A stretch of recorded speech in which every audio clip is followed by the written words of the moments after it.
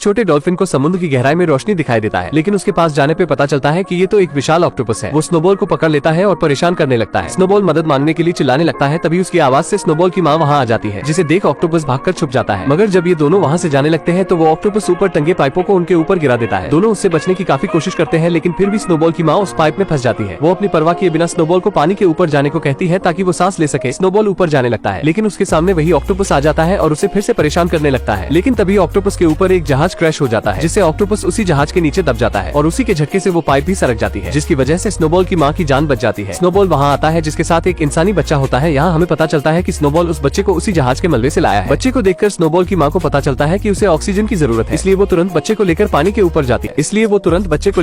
ऊपर जाती है। इसके बाद हम समुद्र के कई क्रीचर्स को देखते हैं और इन सभी का एक कछुआ सरदार होता है। सरदार को उस बच्चे की मासूमियत देखकर उसे समुद्र में रहने की इजाजत दे देता है। इसके बाद स्नोबॉल की माँ उस बच्चे का नाम लुकस रखती है। समय बीतता है और हम स्नोबॉल और लुकस को देखते हैं, जो अब बड़े हो चुके हैं और वो हमेशा हंसी खुशी खेलते रहते हैं। लेकिन एक दिन स्नोबॉल लुकस को उसकी सच्चाई बता देता है कि वो उसे जहाज के मलबे में मिला था और ये भी कहता है कि तुम डॉल्फिन नहीं हो और न ही कोई क्रिएचर, तुम तो बस एक इंसान के बच्चे हो। ये बात सुनकर लुकस उससे और भी सवाल पूछने लगता है और कहता है तो मुझे उसी जहाज के मलबे के पास ले चलो। लुकस के काफी जिद करने पर स्नोबॉल उसकी बात मान जाता है और दोनों वहाँ पहुँच जाते हैं। लुकस जहाज के मलबे के अंदर जाने के लिए उसका दरवाजा खोलता है और दोनों अंदर चले जाते हैं, लेकिन दोनों इस बात से अनजान थे कि इनकी इस गलती की वजह से सालों पहले कैद हुआ ऑक्टोपस मलबे से बाहर निकल जाएगा और इन्हें पता भी नहीं चलता। तभी लुकस को एक लॉकेट मिलती है। लुकस उसमें लगी फोटो को अपनी माँ मानकर उसे रख लेता है और वहीं इन्हें ढेर सारे चमकते हुए प्लांटिस मिलते हैं, जिसे खाने के बाद दोनों अपना होश खो बैठते हैं और खुशी से खेलने लगते हैं। लेकिन स्नोबॉल की माँ को ये बात पता चल जाती है कि स्नोबॉल लुकस को सारी सच्चाई बता चुका है और ये दोनों जहाज के मलबे में भी गए थे। लेकिन लुकस स्नोबॉल की माँ से गुस्सा हो जाता है, क्योंकि उन्होंने उससे ये बात छिपाई थी। इसलिए लुकस को लगता है कि उसकी असली माँ उसे जहाज के मलबे में मिल सकती है और लुकस स्नोबॉल के साथ वहाँ पहुँच जाता है। लेकिन तभी वहाँ स्नोबॉल की माँ आ जाती है, जो उन्हें वहीं रुकने को कहती है और खुद की जान खतरे में डालकर मलबे के अंदर लुकस की माँ को ढूंढने चली जाती है। लेकिन तभी इसका फायदा उठाकर वो ऑक्टोपस स्नोबॉल की माँ को उसी मलबे में कैद कर देता है। ये दोनों अपनी माँ को बचाने की बहुत कोशिश करते हैं, लेकिन लुकस को ऑक्सीजन की कमी होने लगती है। इसलिए स्नोबॉल की माँ स्नोबॉल को उसे ऊपर ले जाने को कहती है ताकि उसे ऑक्सीजन मिल सके। स्नोबॉल ऐसा ही करता है और कठिनाइयों का सामना करते हुए लुकस को बचा लेता है। इसके बाद ये दोनों अपने कबीले के सरदार के पास जाते हैं और उन्हें सारी बात बताते हैं, लेकिन उन्हें लगता था कि वो तो सालों पहले ही मर चुका है। तभी वहाँ वो ऑक्टोपस आ जाता है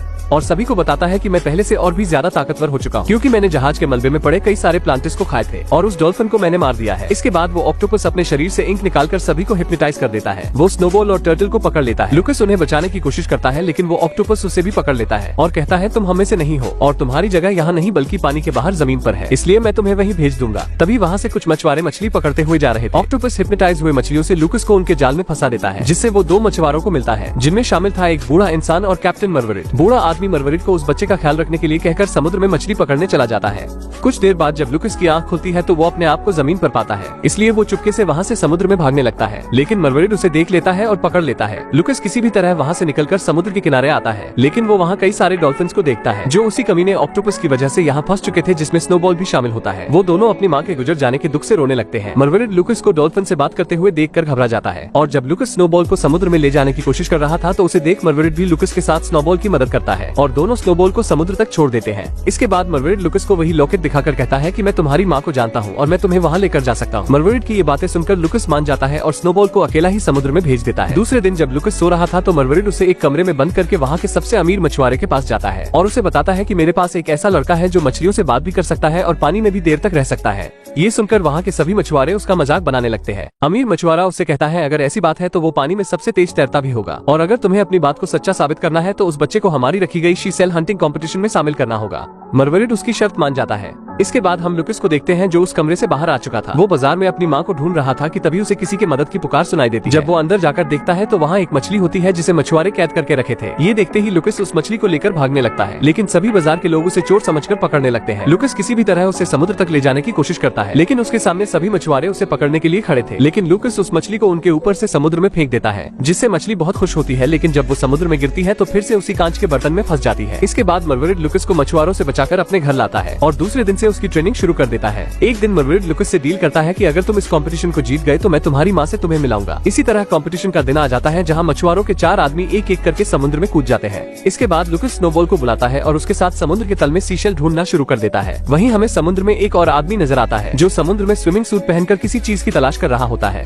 और उसे लुकस का वो लॉकेट मिल जाता है। वहीं मछुआरों के चारों आदमी फटाफट ढेर सारे सीशेल ढूंढ लेते हैं और जब सीशेल को गिना जाता है तो लुकस उनकी बराबरी नहीं कर पाता क्योंकि वो बहुत ही कम सीशेल ला पाया था, जिस वजह से मरवीड ये शर्त हार जाता है और शर्त के अनुसार उसे मछुआरे के नाव पर काम करना पड़ेगा। लेकिन उनके जाने के बाद मरवीड को पता चलता है कि लुकस द्वारा पाए गए सभी सीशेल में कीमती मोती हैं। ये देखकर मरवीड खुशी से झूम उठता है क्योंकि इन मोतियों से वो करोड़पति बन सकता है। लेकिन तभी वहाँ एक हुक आकर उनके नाव पर फंसता है, इसलिए मरवीड मोतियों को बचाने के लिए उन्हें निगल जाता है। उतने में एक लकड़ी आकर उसके सर में लगती है जिस वजह से वो बेहोश हो जाता है और आँख खुलने पर मरवीड और लुकस खुद को बड़ी जहाज पर पाते हैं जहाँ उन्हें 3 महिलाएं दिखती हैं। वो मरवीड को डराकर उन मोतियों के बारे में पूछती हैं, लेकिन उन्हें पता चलता है कि मरवीड मोतियों को निगल चुका है, इसलिए वो दोनों को लेकर एक आइसलैंड पर जाते हैं जहाँ उनकी रानी रहा करती है, जो कि एक बूढ़ी औरत है और वो एक गुफा में जादुई सूप तैयार कर रही थी, इसलिए उन्हें उन मोतियों की जरूरत थी जो मरवीड निगल चुका है। लेकिन वो मरवीड को देखते ही पहचान जाती है क्योंकि 10 साल पहले मरवीड एक औरत को इस बुढ़िया के पास लाया था। असल में जो प्लेन सालों पहले क्रैश हुआ था उसमें लुकस और उसकी माँ भी थी। मरवीड किसी तरह लुकस की माँ को तो बचा लेता है, लेकिन बाकियों का कुछ पता भी नहीं चला और तब से वो बूढ़ी औरत लुकस की माँ का ख्याल रखती थी। लेकिन इतने वर्षों बाद भी लुकस की माँ के हालत में कोई सुधार नहीं आया था। वो सभी ये सोच ही रहे थे कि उन्हें क्या करना चाहिए। इतने में वही बूढ़ा व्यक्ति वहाँ आ जाता है जिसने लुकस का वो लॉकेट पाया था। वो उन्हें कहता है कि जो प्लेन क्रैश हुआ था उसमें एक केमिकल भी था और सिर्फ वही केमिकल लुकस की माँ को ठीक कर सकता है, लेकिन उसे वहाँ से केवल लुकस और उसका डॉल्फिन ही ला सकता है। लुकस ये सुनते ही अपनी माँ के लिए वो केमिकल लाने के लिए तैयार हो जाता है और रात में जब सब सो रहे थे तो लुकस उस बूढ़े आदमी के साथ समुद्र में उस केमिकल को लाने के लिए निकल जाता है। समुद्र के अंदर जाने पर लुकस को पता चलता है कि उस कमीने ऑक्टोपस के इंक के कारण पूरे समुद्र के जीव धीरे धीरे उस ऑक्टोपस के गुलाम बनते जा रहे हैं। लुकस किसी भी तरह उस ऑक्टोपस से चिपटे हुए उस जहाज के मलबे तक पहुंच जाता है और उस केमिकल को ढूंढकर उस बूढ़े मछुआरे को दे देता है। लेकिन केमिकल को पाते ही वो मछुआरा लुकस को अपनी असलियत बताता है कि वो कई सालों पहले से इस केमिकल की तलाश कर रहा था और वो लुकस के परिवार के साथ उस केमिकल को तैयार किया था जो किसी भी जीव को बहुत ही शक्तिशाली बना सकता है और इसी कारण तुम्हारे पिता की मौत हो गई, जिससे लुकस की माँ समझ गई कि ये इंसानों के लिए कितना खतरनाक हो सकता है और ये किसी गलत हाथों में ना पड़ने पाए। लेकिन ये बूढ़ा इंसान उस केमिकल से खुद को पावरफुल बनाना चाहता था, इसलिए लुकस की माँ किसी भी तरह प्लेन से निकल जाती है। लेकिन ये बूढ़ा इंसान उस प्लेन को ही क्रैश करवा दिया था। इसकी बातें सुनकर लुकस उस पर गुस्सा होता है और उसे मारने के लिए आगे बढ़ता है, लेकिन वो बूढ़ा इंसान उस केमिकल को समुद्र में डाल देता है और उसे वो कमीना ऑक्टोपस पी लेता है, जिससे वो बड़ा और खतरनाक हो जाता है। इसलिए वो उस मछुआरे का पालतू बन जाता है। वो लुकस को मारने के लिए उस पर गोली चलाता है, लेकिन तभी स्नोबॉल वहाँ आ जाता है और लुकस को बचाकर समुद्र के किनारे लाता है। लेकिन जल्द ही स्नोबॉल भी हिप्नोटाइज हो जाएगा क्योंकि उसके अंदर इतनी क्षमता नहीं है कि वो उस इंक से बच सके। ये सुनते ही वो बूढ़ी औरत उसी जादुई सूप को मंगवाती है और उसे स्नोबॉल को पिलाती है, जिससे वो बिल्कुल ठीक कर देती है। और अब तक वो ऑक्टोपस पूरे समुद्र में अपना इंक फैला चुका था और इसे खत्म करने के लिए ये लोग ढेर सारे जादुई दवा को समुद्र में डाल देते हैं। इसके बाद लुकस और स्नोबॉल उस ऑक्टोपस से लड़ने के लिए समुद्र में चले जाते हैं और कुछ बचे हुए डॉल्फिन्स भी इनका साथ देने के लिए आ जाते हैं, जिन्हें वो टर्टल लाया होता है।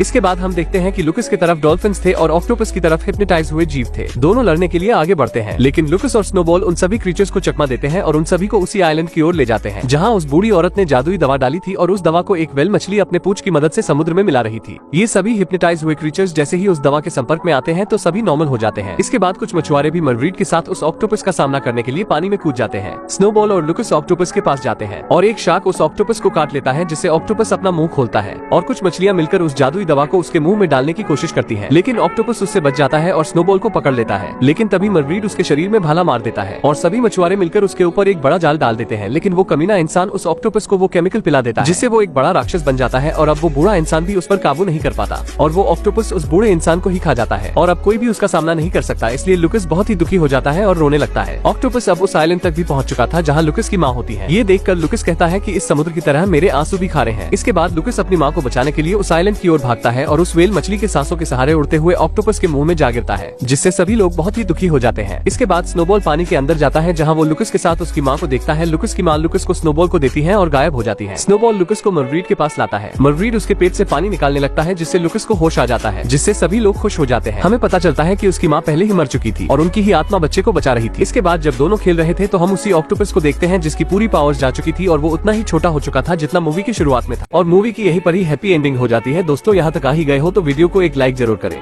और भी ऐसी ही मूवी एक्सप्लेन वीडियो देखने के लिए चैनल को भी जरूर सब्सक्राइब करें। हम मिलेंगे आपसे बहुत ही जल्द ऐसी ही धमाकेदार वीडियो में। तब तक के लिए गुड बाय।